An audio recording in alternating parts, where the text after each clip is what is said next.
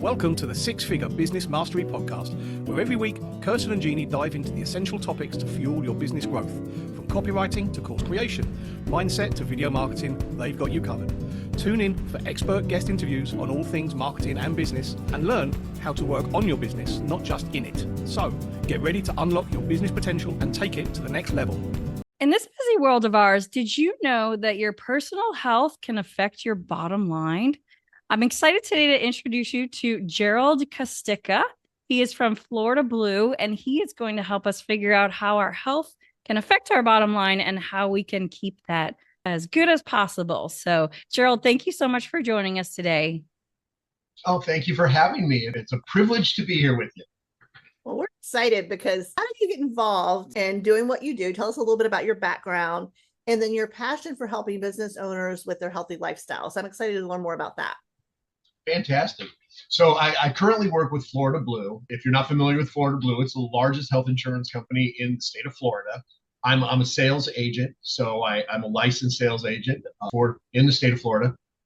I guess my real passion when it comes to the aspect of health and wellness actually stems back many, many years, almost 2 decades.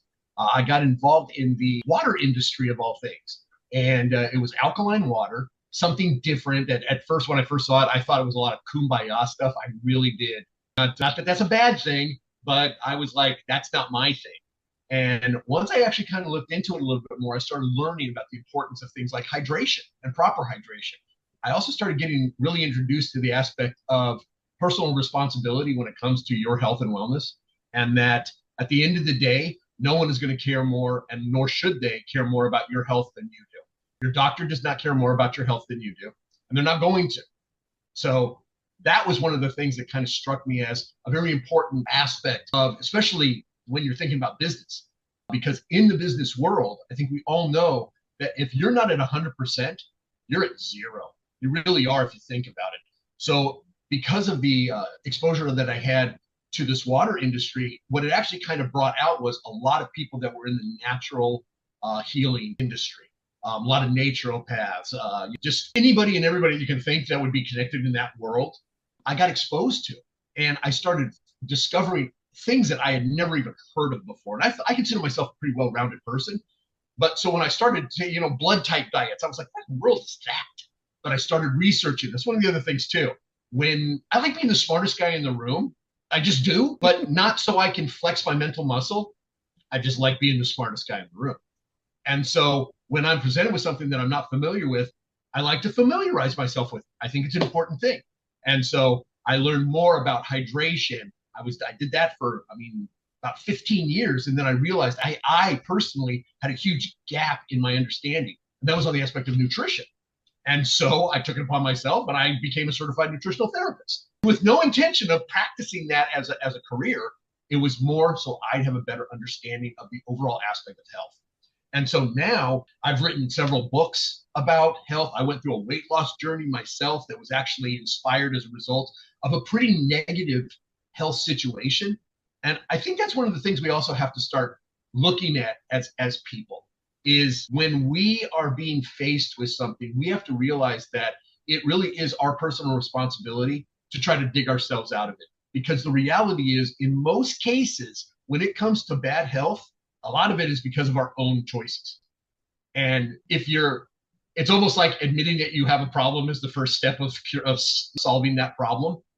If you can't admit to yourself that that 9 sodas that you drink a day and the four or 5 trips you take to McDonald's every week, and even that muffin at Starbucks that you do daily, if you don't realize that those are actually having negative impact on your health, that's something that you're going to have to come to grips with. And then ask yourself if your life is actually in balance. Because I think most people's lives are so out of balance, but they either don't want to admit it to themselves or they don't want to admit that they are the reason.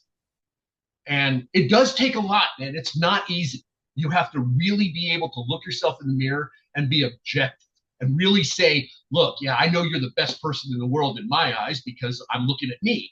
But the reality is I have to be the one that's going to elicit any type of change that happens within me. And anybody expecting change to happen from an outside source, you're going to be waiting a long time. And you're probably going to be very sorely disappointed in the results. So that would probably be the first thing I would say right off the bat. When it comes to good health, understand you have so much more power in that in regards to being in good health, that if you aren't, again, probably 99 times out of 100, it's choices that the individual is making that have kind of led them there.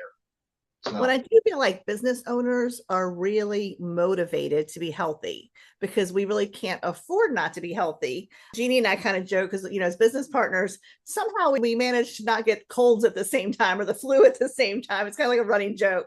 But so I had kind of an emergency last year, was in the hospital off and on for about 2 months. And when I wasn't in the hospital, I was at home with an IV. So yeah, your health really is your most important wealth. If you don't have your health, and if I didn't have a business partner, that could have really devastated the business. So absolutely, when you're thinking about a business owner, one of the things that you talk about is that if you're not healthy and you don't have a good energy and all of those things, that you're losing money in your business. Let's talk a little bit about that. Well, you bring up a great point, and that is if you're not feeling well, really just think about it. For anybody who's watching this right now, when you don't feel good, how does it affect you? Does it make you, if you're feeling sick, whatever that sickness might be, and realizing that there are varying degrees of sickness. You could have the sniffles, you could have cancer, and there's everything in between. Okay, so there's varying degrees, but if you're not feeling well, you're not feeling well. You're not at 100%. You're not going to produce at 100%. So if you're in business, especially if you're a small business owner, you're it. You've got that hat rack that has more hats than you can count. And I know a lot of people have been in that boat. When you are in that situation, if you're not doing well, it is going to affect you. It's going to affect your bottom line. Why? Because you don't have the energy to be able to get as much done. Matter of fact, it's really funny. I did some deep research into some statistics, and I'm shocked. I wasn't surprised by the information. I was surprised by the scope. And basically, based on statistics from places like the CDC, Department of Labor, and statistics, all those great different places, it's projected that in just the United States, that's another thing too, just the United States, loss to employers when it comes to being sick, whether that be being absent from your job, being present, but not really doing the work that you're supposed to because you're not feeling very well. All those different pieces, annual cost exceed $1 trillion. That does not surprise me. What surprised me is the actual amount. So employers are spending over $1 trillion a year for employees to be sick. So my take would be, it would be in your best interest to make sure that not only you, but all of your employees are as well and healthy as possible. Why? Because your production and productivity is going to be much greater. The loss of hours. If somebody's sitting in front of a computer for 8 hours and they actually only do 4 hours of work, as an employer, you just lost 4 hours of pay. That you just did. You just paid somebody 4 hours for doing nothing. Yeah. And that adds up. And I don't think most employers are in the position to be able to just throw that money away. And it's not to say that someone who's ill shouldn't be able to take care of themselves. My position is, let's try not to get them ill in the first place. Because, and if you do that with maybe like a wellness program within your, and who does it have to start with? If you're the boss, it starts with you. The business owner, yeah. Absolutely. And I think for small business owners, what happens is it's the time thing, right? I don't have enough time. And again, corporations, they pay for gym memberships, they pay for all kinds of things because they do know they're losing money, but they can't force the employee to do that. They can't force the employee to eat well or anything like that. So they have no control over that. But as business owners, we do have control over it. We do have the opportunity to get up early and work out or make good choices with the food that we eat. And I think the payoff, which is interesting, is the payoff for small business owners is exponential because not only are you more productive, but you're more creative. And that creativity fuels your business. But if you're always exhausted and tired and just not feeling well and can't kind of get your thoughts together, because that's how I felt when I was sick. Like I just couldn't get it together. I mean, after my surgery, I was like, oh my God, I had no idea how bad I felt for so long. And so like your health is so important to your productivity and your creativity. So what would be some of the steps that you would have small business owners, maybe solopreneurs, what do you think they could do to improve their lifestyle and improve their business? Great question. First and foremost, their own priorities. You have to prioritize health. It is not something that just happens. When you go to the restaurant, you have to order the salad instead of the dessert. I mean, that's it. You have to start making choices, because it's funny. They call them lifestyle choices, and most people forget that those are choices, Right. which means you could choose to do something different. To give you a case in point, when I got involved in the water industry, I was exposed to exactly how acidic and bad for you sodas are. Okay. Mm-hmm. Now, I know for most people, soda is a staple of their life. They probably, if you take 99 people out of 100 and you go to the refrigerator and open it up, there will be some sort of beverage in there that goes when you open it. Yeah. Okay. I haven't had a soda in 18 years, but I came up with a little reminder of why. And I hope that I'll share this with everybody else. And I hope you keep this one in mind, because I think this would be if you implement this, it will have a positive effect. Okay. If it's got bubbles, it leads to troubles. Very simple.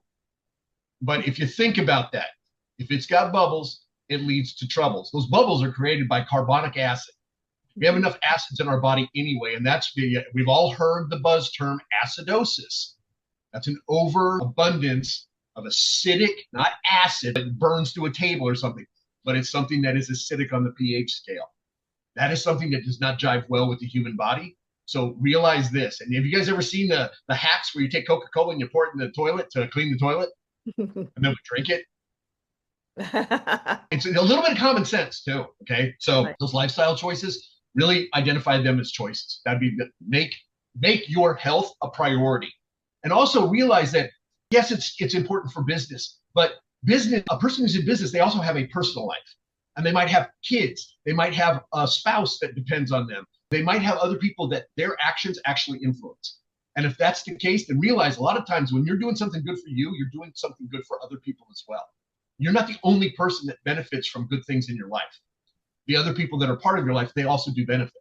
And so keep that in mind, that when you're thinking about your health, you should be thinking about your health for everybody's sake, not just yours. Obviously for yours, but do you want to set a good example for your kids? Do you want to show your spouse how much you actually do care about them, because you're willing to not eat that donut and you're willing to go take that walk? And it's like, some people go, well, that doesn't sound that much. Yeah, well, it is though. If you're not doing it, once you start, and then once you start seeing the positive benefits from it, then you start realizing how, wow, this actually can have an impact on what I'm doing. So I would say that really about the choices and prioritizing your good health. And I'll throw this one out there, because being a certified nutritional therapist, I did learn some other stuff about nutrition and aspects in that regard. So I'm going to say 2 or 3 things. 1, drink more water. I already know you're not. Okay. If you can cut out the sodas, cut them out. It is so much worse for you than you can even imagine. Okay. Yeah. Drink more water. And the rule of thumb on that is half your body weight in ounces. This whole 8 glasses, blah, blah, blah, that is dumb. That's like saying that the gas tank on a semi is the same as the gas tank on a convertible. They're not the same. You got a guy who weighs 400 pounds and he's 6'6". He's not going to, he's going to need a different water consumption than, somebody who's 5 feet tall and weighs 98 pounds. Okay. Right. So the rule of thumb is half your weight in ounces. And I know people go, oh my God, that sounds like a lot. Okay. So if you weigh 200 pounds, that means you need to consume at least 100 ounces of water per day. Now, here's the thing to keep in mind. 2 super big gulps are 68. That's 128 ounces. 2 super big gulps. So could they drink 2 super big gulps in the course of 24 hours? I think most people who have ever drank one would go, oh yeah, I could probably drink 5 of them in that amount of time. So it's not the volume that's the problem. It's what's being consumed. It's a psychological thing. Because people are like, I don't want to take I don't want to drink water. I don't like water. Well, you know what? The funny thing is, it's the second most important thing to life on this planet. When we send probes to other planets, we do not, or to Mars or to the moon, they aren't looking for the Pepsi Springs or the Coca-Cola pools. They're looking for liquid water. Why? Because without that, there's no reason for us to go. Right. Because we die. That is one of the most important things for us. So I would say those are the things. So stop drinking the sodas, drink more water, and vitamin D3. That one I'm just going to recommend for everybody. Why? Because vitamin D is one of the things that we used to get primarily from the sun. Unfortunately, most of us are no longer doing our daily work in sunlight. We're in these little caves that we call offices, right? And the reality is we will start to suffer not having enough D. And D3 is actually the best form of that. It helps boost the immune system. It really is good for you. So I recommend, I take 5,000 IUs of vitamin D3 every single day. if I start feeling a little bit, I'll take 25,000, which is usually like 5 pills, like they're 5,000 each. And it really does boost the immune system. So those would be the things I would recommend right off the bat. You want to start feeling a little bit better? Start taking some steps to show yourself that you care as much as you say you do, because that's an important thing. So cut out the sodas, drink more water, vitamin D3. You start with those 3, I can almost guarantee you that you'll start to see marked improvements. Yeah, it's interesting. I think that people, as you get older, you understand the prioritization of your health. But I'd love to say to our listeners who are younger that this is a great habit to get into, is to just start implementing little things. And obviously for people older as well, but just start getting in those habits, because I love that you said it's not only impacting us, it's impacting, we know, our business and how we feel about that, but it's also impacting our family and our friends and all those people around you that you impact on a daily basis. Agreed 100%. One of the other things to also keep in mind is when you're not feeling good, that comes out in different ways. Do you guys know that guy that just complains about freaking everything, right? Just whenever you see him, hey, how you doing? You're trying to be upbeat and positive. Hey, how you doing? Oh, your back's causing me problems. What people have to understand is that that's almost like spitting poison, because what you're doing is you're actually bringing somebody else down. You don't even realize it, and most people aren't doing it on purpose. They don't realize how negative they're being, and that negativity actually does breed negativity. And ironically enough, being positive breeds more positive things. It's almost like that snowball effect. When things go bad, they all go bad. When it rains, it pours. That's it. That's another thing too. Old adages, start learning them, especially to the younger folks. An adage is old because it's true. It has stood the test of time. Okay. So when you hear this old adage and you're just kind of like, well, when did that even, look it up. If you're not sure what something means, look it up and get familiar with it. And what the old saying is that you get one life, make the most of it. Yeah. Okay. There's another saying too. Bad habits are hard to break. Yeah. Okay. And I love the apple a day keeps the doctor away. I mean, absolutely. If you think about that, that's just a conscious thing that's saying if you take care of your health daily, you won't have to see the doctor often. Well, actually, if you really think about it, I think when that saying originated, that most people probably had no idea why that apple a day would do anything. They didn't realize the importance of natural items in our diet, fruits, vegetables, things of that nature. They just know, they knew by observation that when you saw people that this person was eating more in the way of fresh fruits and vegetables and they seemed to be healthy. And then you had this person that they were eating the cave Cheetos and things of that nature. And they weren't doing as well. And so from an observation standpoint, you step back and you go, oh, okay, well, it must be. So I don't know why, but that apple that he eats each day is keeping the witch doctor away. So that's and going way back. But the bad habit thing, it is harder to break a bad habit than it is to create a good one. Yes. Because once you're set in your ways, that's enough. See, these little things, set in your ways. It's like those things are very difficult, because the one thing I will admit that when it comes to human beings, we do not like change. We don't. We are very adverse to change. Why? Because we like to get in a groove. We like things to be a certain way. Why? Because then we can expect it to be that way.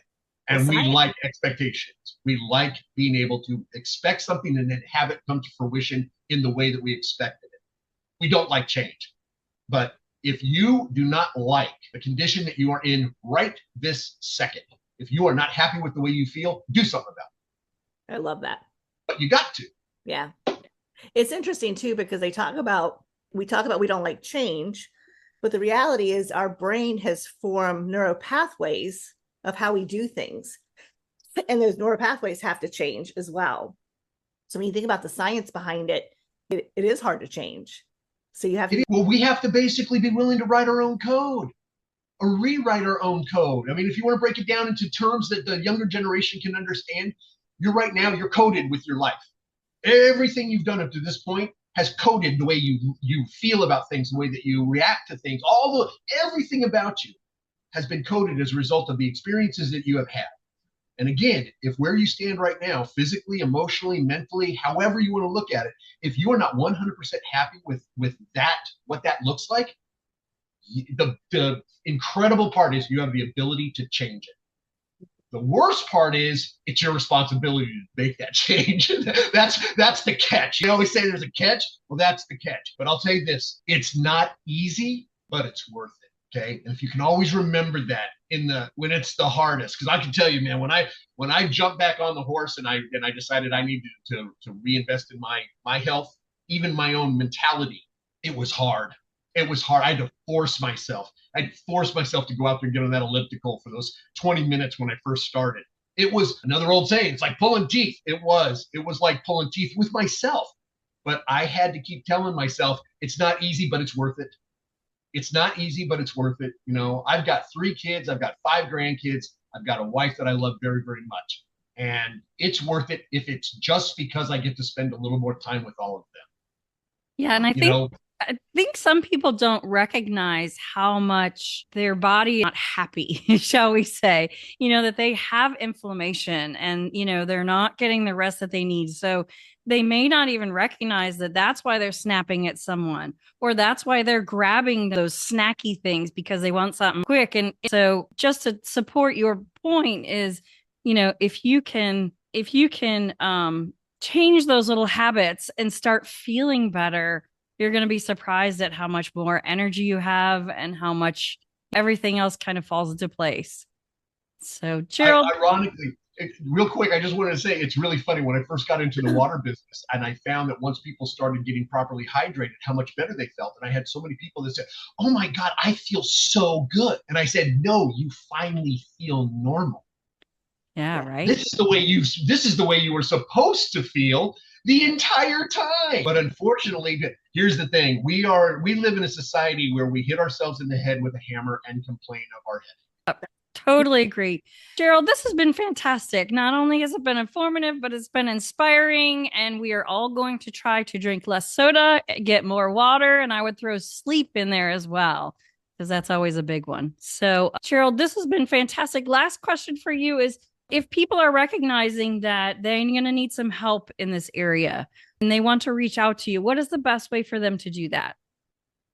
So the best way is skywriting. No, I'm only kidding. There's a whole generation that's going like this. What in the world is skywriting? No, easiest way is either via email or, believe it or not, I'm like old school. People can actually call me and I'll talk to them. It's amazing. Like if you call my phone, I answer it. It's amazing. But yeah, if anybody wants to reach out, I've done one-on-one coaching. I know enough to where I can help somebody out, even if it's just to kind of maybe point them in the right direction. And I'm more than happy to do that. And I hate that I don't do this, but I don't make a habit of charging too much, or in some cases charging at all. Because if you take 20 minutes of my time and I help you figure out your stuff, let's just call it good. My good deed for the day. So if there is anybody who has any questions that they would like to toss my way, I would be happy to field them. And if I can help, I definitely will. That's so generous of you. We appreciate that. So, Gerald, thank you so much for being on our show today. And we're excited to hear people's comments. So feel free to comment below. So thanks for joining us. Thanks for having me. I really appreciate it. And you ladies have a wonderful day. And to all the people out there, I hope you have a good one. And remember, health is definitely wealth. So make sure that you're full of everything that you need to get the most out of your health and your efforts, especially your business. Set that example. Thanks for listening to the Six Figure Business Mastery Podcast. If you enjoyed listening to this episode and you are ready to leverage video marketing on all online platforms, or maybe even start your own video podcast, then you need to check out the Done For You and Done With You program at themarketingvaadvantage.com and take your business to the next level.